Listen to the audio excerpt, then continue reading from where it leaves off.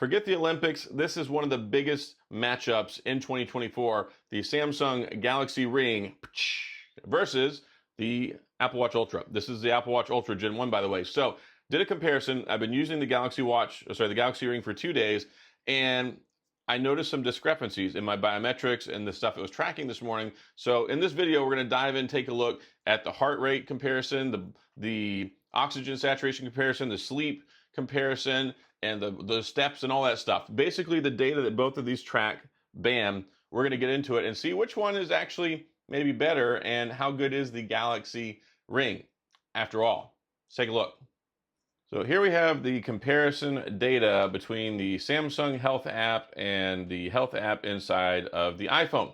So I've done this comparison the last 2 days using data with the Samsung Galaxy Ring and the Apple Watch Ultra Generation 1. So what I want to look at, because I saw a couple of things that were a little troubling and concerning, and that's one of the things when it comes to health stuff. And one of the reasons why I like having these digital health meters and different things like that. They're built into the watch, built in the ring. I like the sleep tracking. I like the heart rate tracking. I like all this stuff. So whenever I woke up this morning, there was a couple of things that I was concerned about, like namely one of them right here, which is the blood oxygen during my sleep. So yeah, I've got a skosh, like a touch of maybe some sleep apnea related stuff, but I know for certain my blood oxygen doesn't drop down to the 80s. So I've worn it for 2 days and it tells me Galaxy Rings drop down to 82 and 85%, but also I'm getting a maximum saturation of 99 and 100. So this is the last 2 days. So taking a look at that, I thought, let me compare it with the data on my Apple Watch. So looking at my Apple Watch Ultra, we'll go to health data here. Let me find blood oxygen. So blood oxygen right here. So I wore my watch 92 and 98. So my Apple Watch Ultra is telling me 92% is the lowest, 98% is the highest. But then I look over here on my Galaxy Ring, it's telling me 82 and 100 or 85 and 99. So that was the first discrepancy. And then I thought, okay, let me take a look a little bit deeper at some more of the analytics in here. Good catch there by me. Almost dropped my really expensive tablet. So what else does it compare? Well, it compares your heart rate. So if we take a look at the same period this morning, so it says that my lowest heart rate today was 49 and my highest was 103. And my heart rate gets pretty low at night. It'll get down to the 40s. That's not that big of a deal. It's not that concerning to me. I'm a beacon of male fitness. I'm in great shape, so of course my heart doesn't have to work that hard, right? Never. My body's definitely not processing all that Mexican food. So when we take a look at it, so today it says low of 49, high of 103. Now let's go look at the Apple Watch. So go back to health data, go to heart rate, and then today it says the lowest for today was 55 and the highest was 69. So, well, that's why I was asleep. So looking at the sleep, I'm mostly concerned about the sleep portion. So it said my heart rate this morning was a low of 55, but the Galaxy Ring says it was a low of 49. So there's a discrepancy there. It's not as accurate. And then if you bear down and look at the time frame from 6 to 7 a.m. on the Apple Watch Ultra, it says 60 to 85. And then we take a look at the same time frame. Let me see if I can find it here. Here we go. All right, so between 6 and 7 o'clock on my Galaxy Ring, it says 61 to 70. So 60 to 85 on the Apple Watch Ultra, 61 to 70 on the Galaxy Ring. So you see there's a disparity there as well. Now let's see how long it said I actually slept. I want to look at this too. So taking a look at sleep, the Galaxy Ring said that I got 5 hours and 54 minutes of sleep, time in bed 7:18 to 1:30, actual sleep time 5 hours and 31 minutes. Let's see what the Apple Watch Ultra says. And if you look at that and you're like, why are you sleeping during the day? That's when I sleep.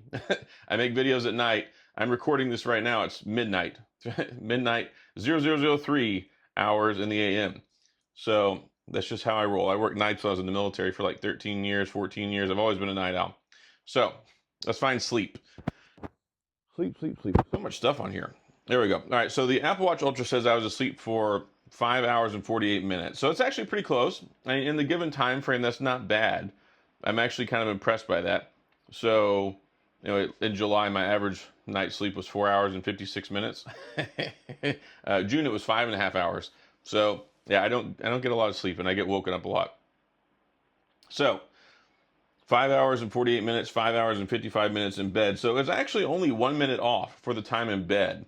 And then the sleep time, 5 hours and 31 minutes on the Galaxy Ring 548 on the Apple Watch Ultra. That's not bad at all. And then when you take a look, it's kind of weird though, because if you look at the sleep stages on the Galaxy Ring, it says that I was awake a couple different times. The little red hashes at the top, that's when I was awake. But then when you look at the awake time on the Galaxy Watch Ultra, they're like completely backwards. So that's not right. But then when you look here with those big blue dips right here, right there, where I'm looking at, those for deep sleep come from 8 to 9 in the morning, and there's 4 different times I went into deep sleep. But then over here on the Galaxy Ring, there's 2 in there between 8:30 and 9:50. So yeah, it's okay. And here's what I would caution whenever it comes to the Galaxy Ring. With the Galaxy Ring on its own as a standalone, like it's semi-accurate. It gives you a snapshot. It gives you a picture of what it's like. It's designed to work in tandem, ideally with the watch. If you use it with the watch, you're supposed to get about 30% extra battery, but the sensors kind of feed off of each other so you get more accurate data. I don't have a Galaxy Watch Ultra. Why? I pre-ordered mine on July the 12th. It was supposed to be here July the 24th on launch day, and it got pushed back to the first week of August. Now it says like the 15th of August. I'm not going to get my Galaxy Watch Ultra till close to a month after it came out, and I pre-ordered it very, very, very early. So I can't compare that to tell you how accurate it is to use both of them. But just in the 2 days I've been using it, and I want to look at one more thing too. So the other thing that we can track on here, right, is respiratory rate. So my respiratory rate for today, for July 26th, was 11.5 to 13. So my respiratory rate while I was asleep was 11.5 to 19.5, according to the Apple Watch Ultra. And then we'll look at the respirations. I'm pretty certain it's on here. I believe it does respirations. Oops. If I can find the data, I thought it showed it on here anyway. Oh, there we go. So respirations, I know it shows it. Could have sworn it did anyway. No snoring data. That's good. Maybe it's in here. Blood oxygen. Anyway, so I thought that it showed. Let me look at the phone. I thought it showed the respirations. So I was pretty certain it did anyway. Here we go, respiratory rate. So my respiratory rate was 12.7 times per minute. So yeah, they report things a little bit differently. But that's about right, actually. So if you take a look at the iPad, this is for the Apple Watch Ultra, it's saying 11.5 to 13. That's 12.5 on average about.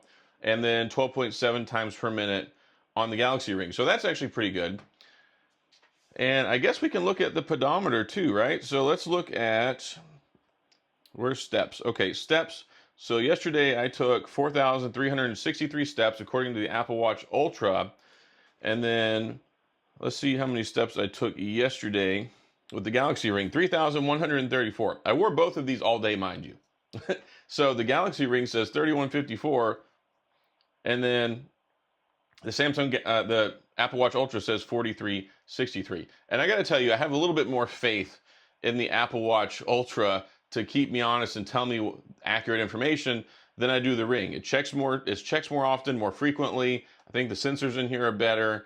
And yeah, it's not a Ring. So the Ring, I think, is a good concept. I think maybe it needs to be dialed in a little bit better. I think, of course, it also needs to work its best with the Galaxy Watch 7 or Galaxy Watch Ultra. That would be helpful. But of course, I have neither of those.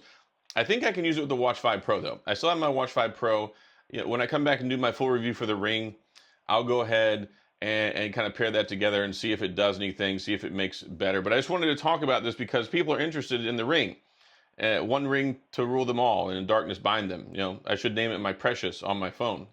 Then the name my ring. I'm just joking. It's a bad Lord of the Rings joke. But anyway, I was curious because I saw that concerning data this morning. I'm like, let me look at this, kind of compare apples to oranges, no pun intended, and see how accurate the Galaxy Ring actually is. So that's all I got in this video.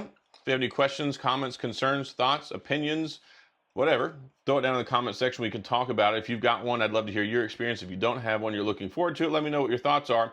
And if you enjoyed the video, found this helpful, please hit the like and the subscribe button and a little notification bell if you want updates when new videos come out. And as always, thanks for being here. I appreciate you watching, and I'll see you guys next time.